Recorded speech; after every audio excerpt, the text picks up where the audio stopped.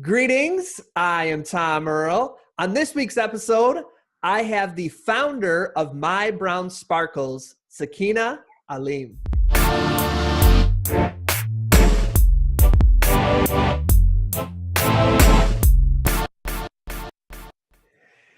Greetings, everyone. Welcome to the celebration. As you know, this is my year of courage. As you can see, sense, feel, experience, hear, you know I'm not alone. I have an amazing guest. She goes by the name of Sakeenah Aleem. Sakeenah is the founder of My Brown Sparklez. My Brown Sparklez is a lifestyle website designed to inspire people to create, live, and love in a sustainable way.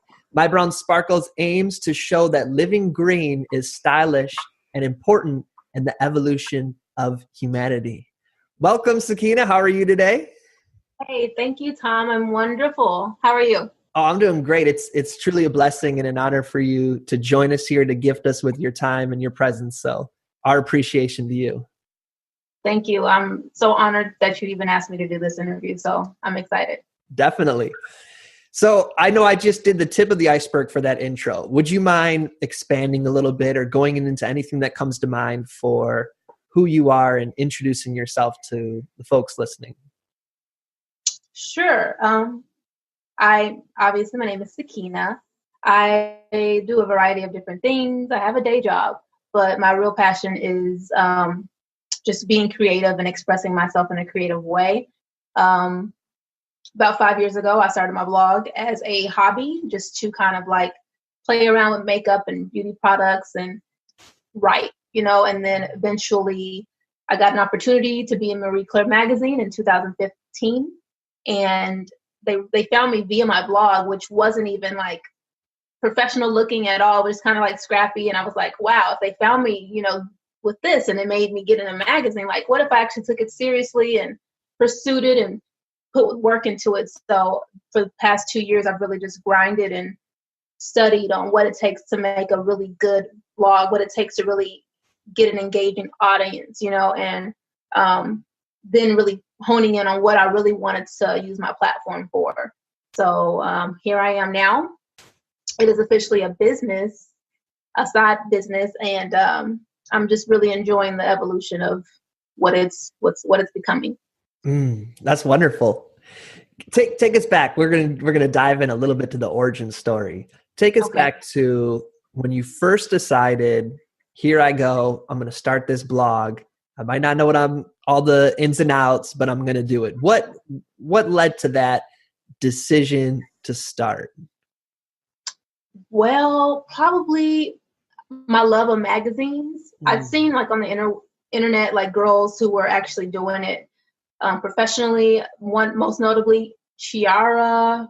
I don't know how to say her last name. She's an Italian blogger, and she's like really famous now. And just different things like that. I love magazines, and I've always read them growing up. And I love being creative with doing graphic art. So I figured, what if I created my own online magazine where I can talk about the products that I want to read about and talk about the issues that I'm having. So it's kind of like my own personal magazine that I could, in the magazines I was seeing out on the newsstands, I wasn't finding the things that I wanted to read about. So I decided to create those myself. So yes, that's kind of what got me or led me into blogging. That's wonderful. And so at some point you decided to make a switch to sustainable and ethical fashion. Am I correct in my understanding? Yes. What prompted that switch? Well, I got to an age around the age of 26 where I just realized that I wasn't the same person anymore. And I didn't really like spending my money frivolously on fashion. Even though I love fashion, I was like, I just don't feel like going shopping anymore. I feel like I'm wasting my money because every season I'm throwing this stuff away. And I still have a passion and love for fashion, but I just felt like it was something more that I could be doing with my blog. And so I started looking up sustainable fashion. And this is back before it became, like, I feel like now it's actually a movement. And this is a little bit before it became like a real true movement. And I was like, okay, I'm in this. Like, this is what I want to focus on. So Some of the brands that like really stood out to me were like Veja. They're a brand based out of Brazil, and they make these sneakers with recycled rubber and just really great brands who are doing great things. And so I just started studying up on ethical and sustainable fashion, trying to connect myself with people in the industry. And eventually, I, wanted to roll my blog to include beauty because I really enjoy beauty products as well. And but I wanted to focus on more eco-friendly beauty products because in the past I used a ton of products. I even at one point, tried to use skin lighteners to lighten dark spots on my face. So I wasn't trying to use it to lighten my skin, but like I had hyperpigmentation, and I just used products that weren't healthy for my skin to try to improve the look of my skin. And I'm not that way anymore. And I would really only try to put things that are healthy for me. And I really want other women to know, like, hey, these products are great because they don't contain harmful chemicals and all of that. And with the fashion side, it's more like, hey, you can look good. You don't have to look like granola. You don't have to look like a hippie when you're doing sustainable fashion, because I surely don't like to look like that. So I really make an effort to go out and look for those brands that who make sustainable fashion, but in a stylish way that women really actually want to wear the clothes, That's wonderful. I might be incorrect in my assumption, but was there some sort of internal journey around that time that led to this mindset shift you had for diving into sustainable fashion? For sure. Just trying to find my place and purpose in life, Around the time when I was doing the blog and where it first started, I was in college still. I worked my way through college, so I graduated really late, but I went to school for nutrition, got a bachelor's degree in nutrition. And at the end of my degree, I was like, I don't want to do this. I'm not passionate about it. I love nutrition, I do, but I felt like I wasn't really using my true gift. Like it didn't get me excited to get up in the morning. Fashion does that for me. To be able to get dressed up and play with makeup and clothes, I feel excited when I do fashion. So I knew that the path that I had began was not what was really igniting my fire. So I really was on a search to find out what it is that I truly want to do in my life. How did you become someone who's so self-reflective, where you can hear inside of yourself a shift in your passion and a shift in what you want to express? Where does that self-awareness come from for you? It comes from my feelings. Like I can't lie to myself. I'm someone who's very honest with myself first. I can't sleep at night if I know I'm not doing something that's true to me. And that doesn't matter if I make someone else mad, in the process. Like I have to be true to myself first, because that's how I sleep at night. And that's how I don't have this weight on my chest or my shoulders, because I'm not being true.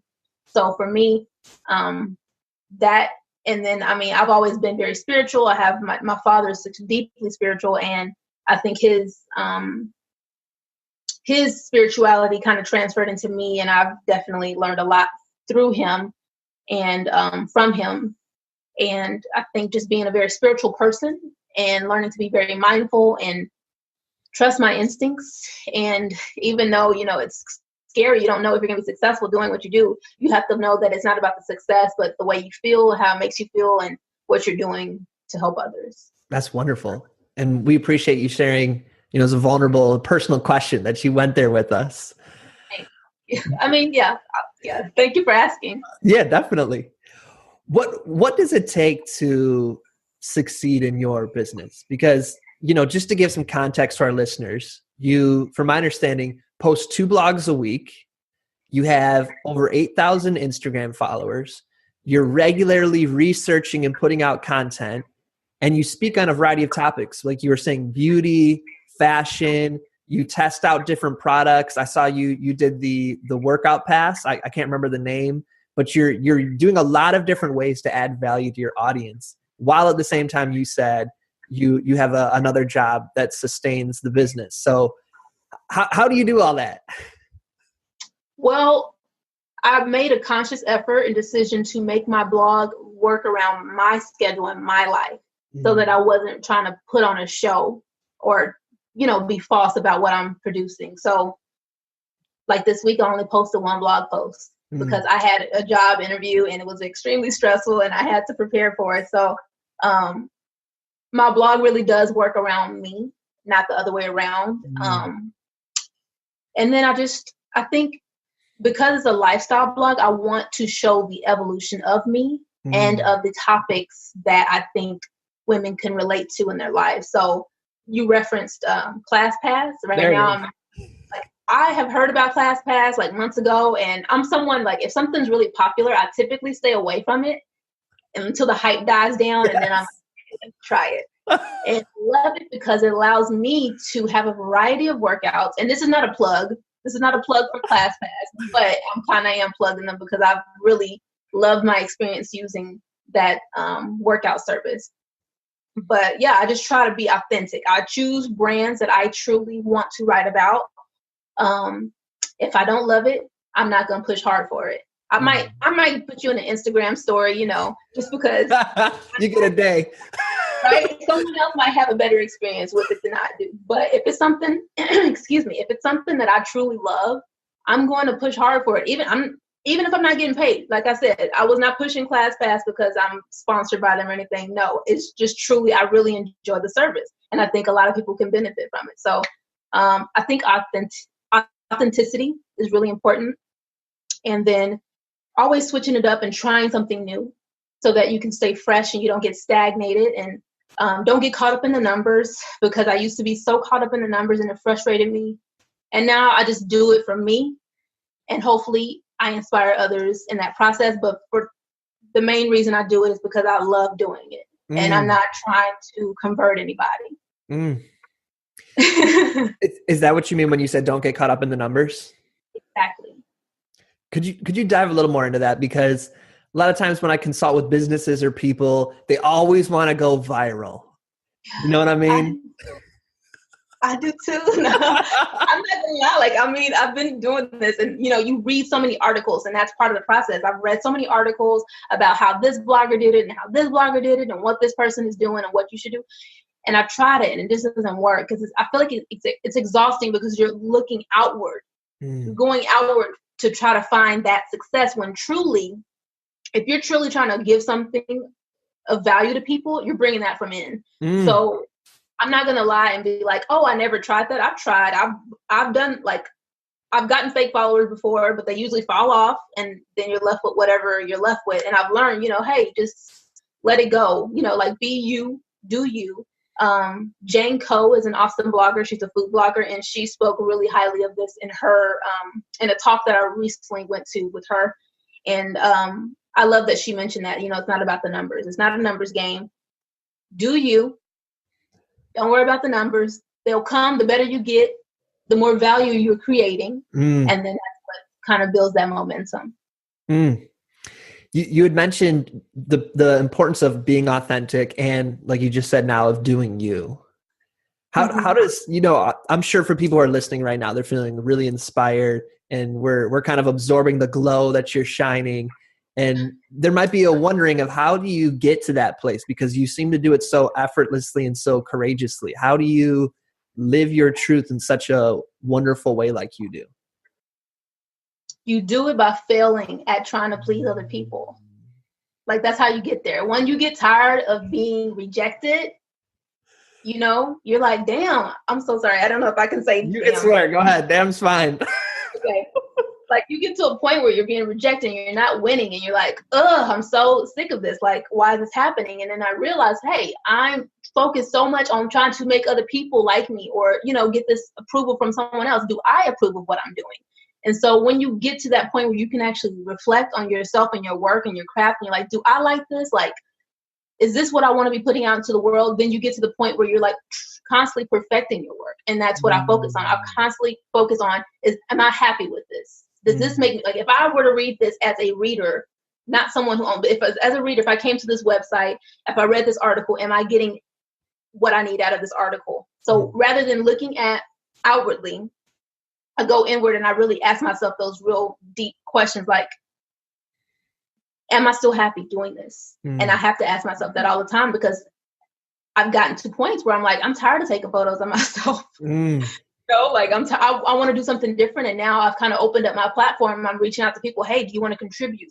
I want to put you on my blog because it's not just about me. I want to extend it and open it up so that I can inspire people and I can bring on other people who I find inspiring and I like their work and I can bring them onto the platform. So changing it up, looking inward, being truthful about me, not looking at what other people are doing.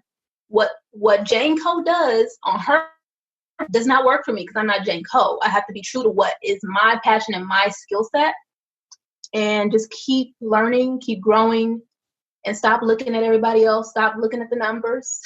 Read a lot of books. Learn about yourself. Face your fears.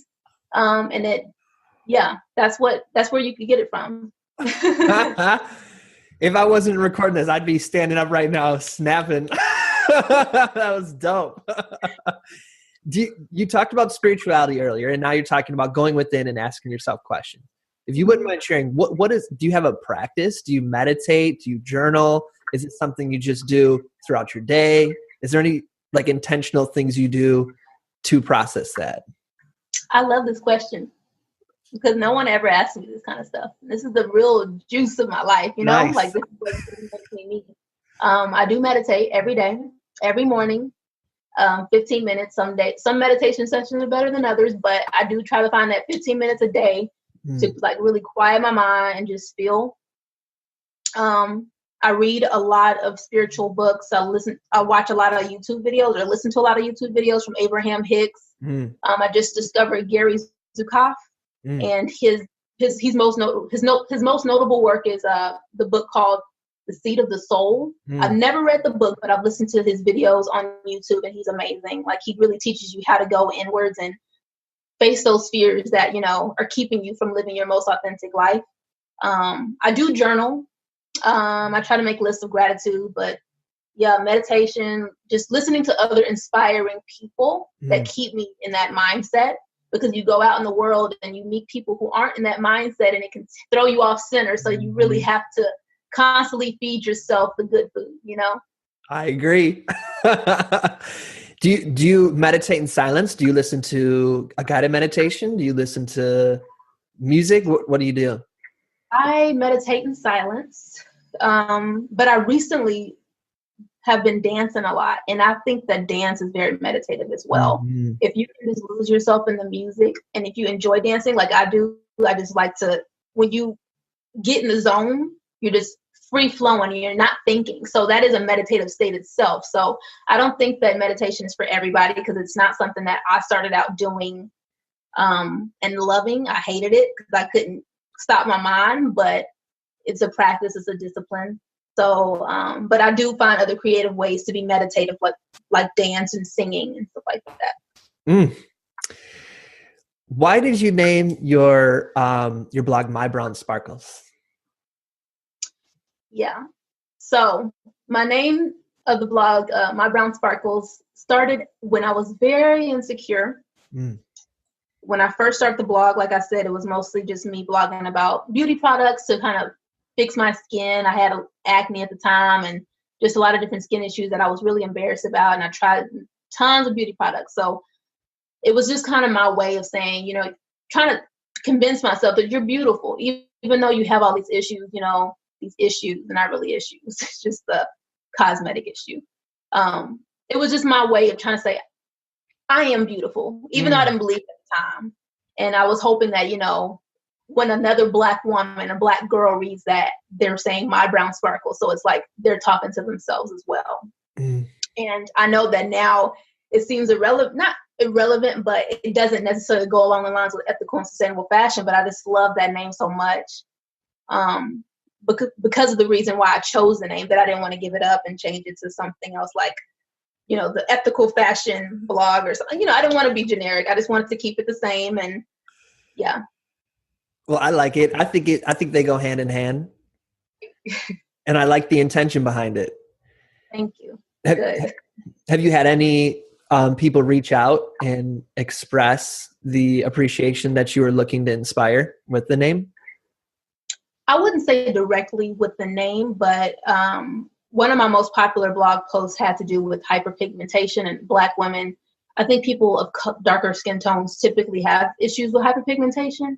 And so them seeing me talk about that openly and the different methods I've tried to get rid of the dark marks and just being so candid with it, I think that has inspired people to reach out. And that's probably one of my most popular topics on the blog is hyperpigmentation, people searching for solutions for skin discoloration and that kind of thing. But hopefully when they see my blog, they're like, I'm implanting in their mind that you're still beautiful somewhere, It seems like a lot of what your work is doing is both working on pride on the outside, like the way someone dresses, and self-love on the inside. Yeah, I think they go hand in hand. I really do. Like, I feel better when I dress up. Like, I could have done this interview in like a t-shirt and jeans if I wanted to, but I don't know. I feel confident when I dress up. I feel like it's like shows a sense of self-worth. I don't think that you have to dress up all the time, but I like to feel good on the inside. And when I feel good on the inside, I'm going to choose clothing that makes me feel good. That's wonderful. What really matters to you? Love and kindness. That really matters to me. And what is love? What is kindness? I think kindness is just knowing that at the end of the day, we're all human. We all want to win. We all want to be good at something, but we're all human.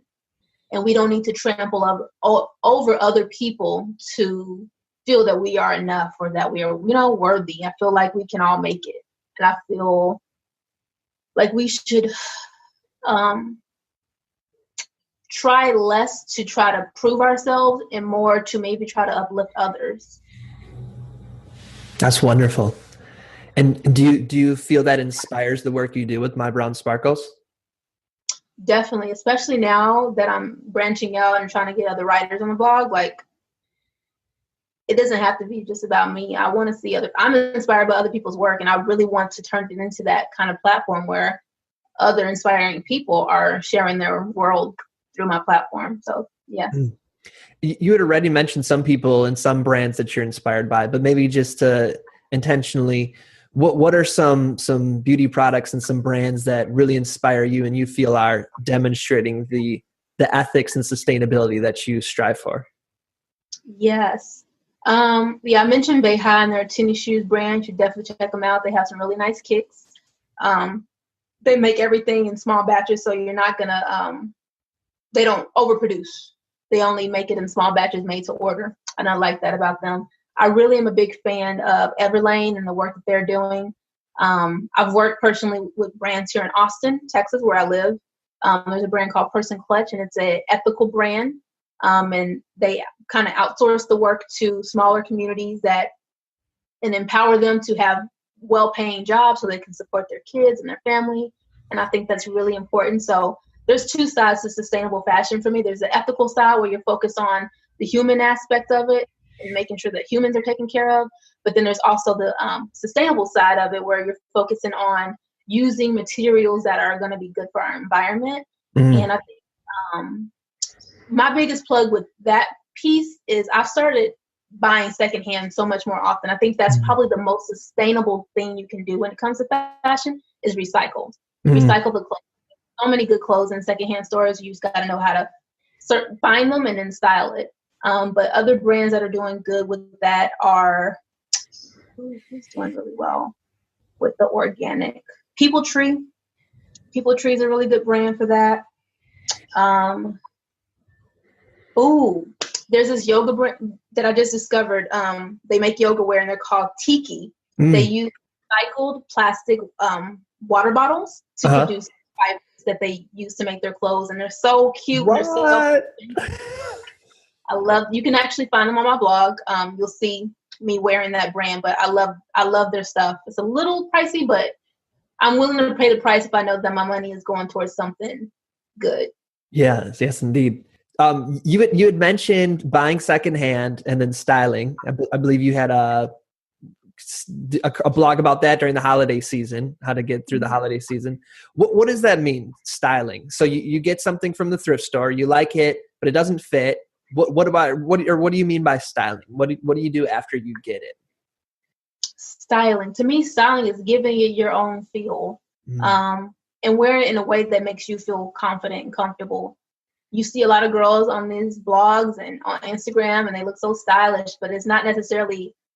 I think to me, style isn't about the clothes. It's really the person wearing it. So you have to wear clothes in a way that you feel comfortable. So I'm not going to go out and try to look like Jane, because that's her style. That's her feel. That's her flow.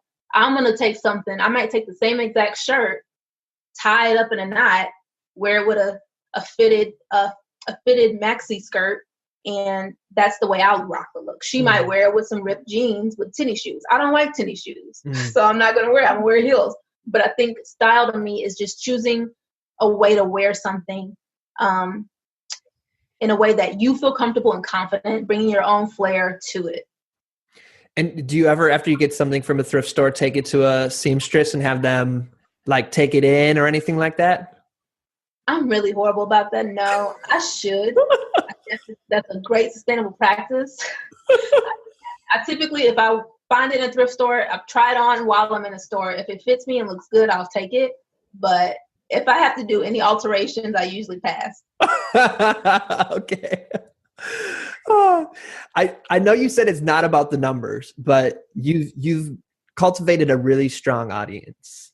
Would you mind sharing with people who also are starting a side hustle any sort of tips or practices on how to build an audience and how to build a blog and anything like that you want to share?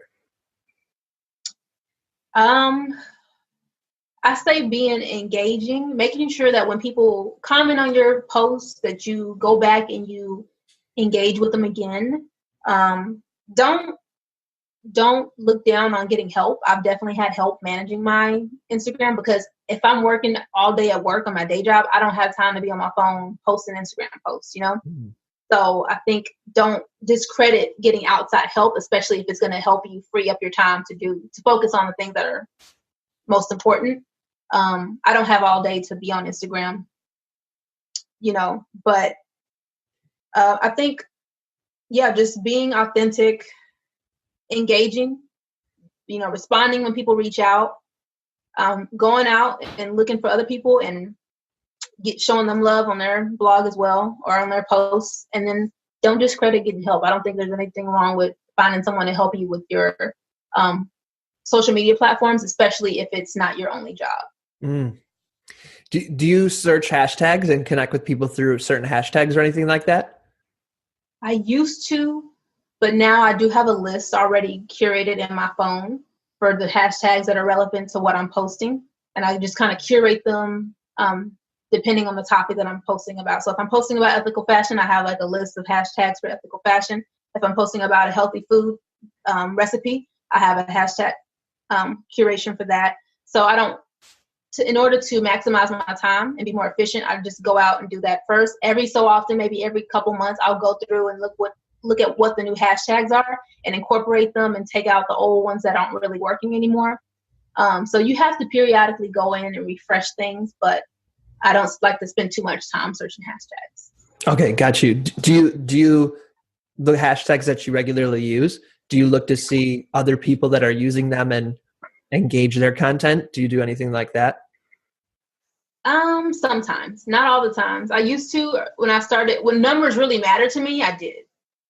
Because I was really big on that. Because that's what people say you're supposed to do, is go out and do that. And that's what's going to get your numbers up. So yeah, when I first started, I did, but now I don't. I honestly, when I get on Instagram, I search for what I'm looking for at that moment.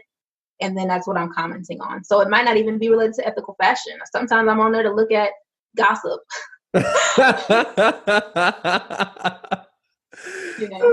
We got to have fun too, Yes. As you heard me say at the beginning, this is my year of courage. What is courage to you? I think this is so cool that this is your year of courage, because I feel like this is my year of courage. Oh, nice. And me trying to face my fears. And I think that's what true courage is. I think it's, feeling that fear. And that really is how I've been living every single day of 2018 thus far, just kind of like knowing that I have this fear, this maybe it's a dream, and maybe it's a fear that I don't actually think I can actually do that. Or maybe it's this cute guy that I have a crush on that I'm just too afraid to talk to. It's just feeling that fear. And when I feel it, and now I know what it feels like, I know that I have to challenge it and go through it. And that is what courage is to me. It's knowing, like, feeling that fear and having the courage to actually face it and, be open to the possibility that you might be rejected. But I think that's what true courage is, like letting go of all of those different blocks that you have. Do you have any role models for courage? Oprah. Oprah's probably one of my biggest, like, inspirations. I love Oprah. I think my parents are courageous. Now that I'm an adult, I understand a lot of things that they went through. At the time, I didn't understand it as a child, but now I know, like, the world that they lived in growing up. I feel like the world is a lot easier for someone like me now. We're still working on it. We're getting better, but I can't imagine what it was like for my parents and my grandparents. It allows me to have more compassion for them and the way that they think. Because I don't know what I would have done had I lived in the times that they lived in, I do. What would you like to invite people to consider or to do or to reflect upon? I would like to invite people to reflect upon their greatest fear at the moment. Because I think it changes as you evolve, as you face fears. Once you face the fear, it's no longer a fear, right? So every day or every couple weeks or whenever you conquer a fear or do something new that you were afraid to do, like, I challenge you to look yourself in the mirror and be like, what am I afraid of right moment? And then find a way to face it. And if it hurts. What'd you say?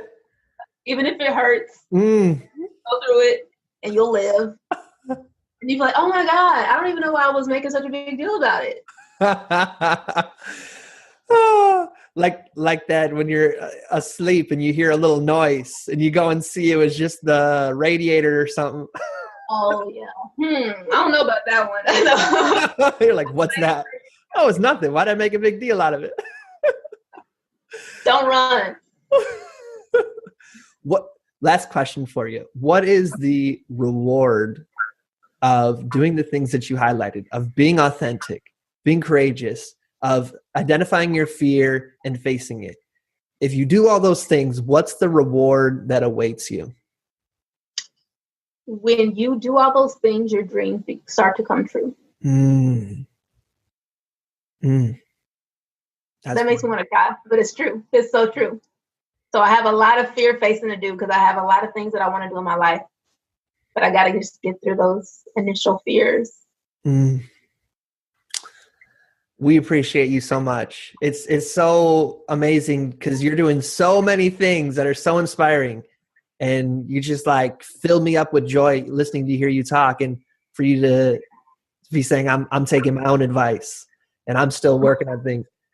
It's humbling, you know what I mean? Because you're somebody's Oprah right now. I know Oprah's your person, but there's some people looking to you like that. So to hear you be vulnerable. But we can all be Oprah. We can all be our own Oprahs, Yeah. I don't put people on a pedestal. I learn from them because people like Oprah, teachers like Oprah, they teach you that you can do it too. Don't put her on a pedestal or don't put your idol on a pedestal, but look at them as the human that they are, and we're all the same, and listen to their story and how they got there, and know that you can do it too. And it's not it's not a gift that only I have or she has or Beyonce has. It's something that we all are born with, but we usually are too afraid to even put ourselves out there to see if we can do it. And I think that that's what people need to learn is you can do it. Just get out there, fail, keep failing. It'll make you so much more resilient. Don't be afraid of failure. Just fail until you're the best. Ameen. Inshallah. Oh, that's wonderful. Where can folks reach out to you to tell you how much they love and appreciate you? They can reach out to me via email at My Brown Sparklez, and My Brown Sparklez is spelled with a Z at the end, at gmail.com, or you can go to my blog and find a post that really resonates with you and leave a comment. I really like seeing comments on the blog, and I want to know what I'm doing that actually resonates with people so that I can create more of that content for you. And do you want them to follow you on Instagram too? You can follow me on Instagram if you like. I'm not about the numbers. I have a great Instagram feed. So if you like my Instagram feed and you like what I'm posting and sharing, for sure, follow me on Instagram. I'm on Twitter. My Twitter name is at Ms. MZ _ Keenah, KEENAH. But yeah. Okay, wonderful. If y'all are driving or working out or doing something where you can't write anything down, of course, you can go to tomearl.com/blog, or if you want to get to this show note specifically, tomearl.com/My Brown Sparklez. As you heard, that's MY, My Brown, BRON, and then Sparklez is SPARKLZ. The hardest part was spelling my. I was like, MY? Is it really that simple? Sakeenah, this has been an absolute honor and pleasure. I want to thank you so much for blessing us with your knowledge, your presence, and your authenticity. Thank you so much. No, thank you. This is one of my dreams. This is one of my dreams that I manifested within days, actually. And I think it's awesome. So thank you for the opportunity. My pleasure. And we want to thank everybody for listening, for sharing your time, which is your greatest resource, and your attention with us. It means the absolute world to us. Let us know what you thought. Post a comment below. Share this with a friend. And be sure to let Sakeenah know how much you appreciated this. As always, we're wishing you peace and blessings. Thank you. Thank you.